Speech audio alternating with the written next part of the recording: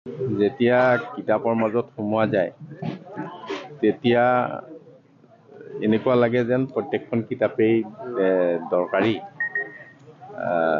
ল'বলগীয়া। তাৰ ভিতৰতে কিছু সংখ্যক চাই লোৱা যায়।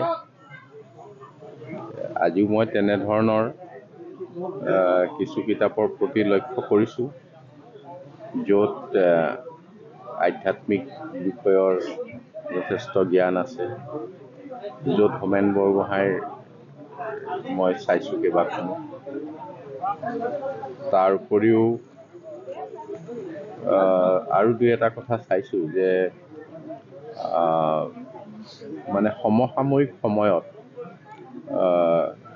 কিছুমান কথা আমাৰ কাৰণে দৰকাৰ, তেনেকুৱা মানে জৈৱিক প্ৰক্ৰিয়াৰে কেনেকৈ কৃষি ক্ষেত্ৰ বা অন্যান্য ধৰণৰ কামৰ দিহা দিয়া কিতাপো পাইছোঁ। আমাৰ মাজত থকা যিবিলাক ঔষধি খাদ্য, সেইসমূহৰো বহু কিতাপৰ প্ৰতি মোৰ চকু হৈছে। সেই লৈ মই আধ্যাত্মিক কিতাপ দুই এখন মই মাৰ কাৰণেও লৈছোঁ। মা অথনি আহিছিলে ইয়ালৈ, হয়তো কি লৈ গ'ল নাজানো। গতিকে মই ভাবিছোঁ যে মায়ে বহি থাকে যেতিয়া তেনেকুৱা দুই চাৰি পঢ়ি ভাল পাব, আৰু ময়ো দুই চাৰিখন তেনেকুৱা কিতাপ ইয়াত চকুত পৰাকৈ লৈছোঁ। সামগ্ৰিকভাৱে কথাটো এইটো যে মানুহৰ মন এটা থাকে কিতাপৰ প্ৰতি, কিন্তু এতিয়া ঘৰৰ পদূলিত আহি যেতিয়া এই জ্ঞান সম্ভাৰ ইয়াত বিস্তাৰিত হৈছে, কলিয়াবৰত প্ৰথমখন গ্ৰন্থমেলা, আৰু কলিয়াবৰৰ প্ৰায় সকলো এই ক্ষেত্ৰত যিসকলে বিদ্যায়তনিক দিশত কলিয়াবৰৰ সামাজিক বিষয়বিলাকত আগভাগ লোৱা সকলো ব্যক্তিয়েই এইখনত উদ্যোগ লৈছে।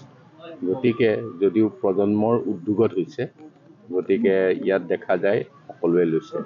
ই কলিয়াবৰৰ কাৰণে আমাৰ এটা খুব ভাল খবৰ। আগ্ৰহ বাঢ়িছে, আৰু সাধ্যানুসাৰে যাৰ যি সুবিধা তেওঁলোকে দুই চাৰিখন হ'লেও কিতাপ লৈছে। নহ'লে কিতাপ লোৱা পইচাটো অন্য কামত খৰচ হ'লহেঁতেন, এইটো আৰু জমা নাথাকিলহেঁতেন।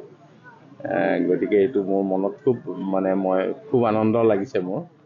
মই এটা সময়ত বহুত বেছিকৈ কিতাপ কিনিছিলোঁ, গ্ৰন্থমেলালৈ গৈছিলোঁৱেই, কিন্তু লাহে লাহে এইটো পাতলিছে। আকৌ এই গ্ৰন্থমেলাখনে মোৰ সেই আগ্ৰহটো আনিছে।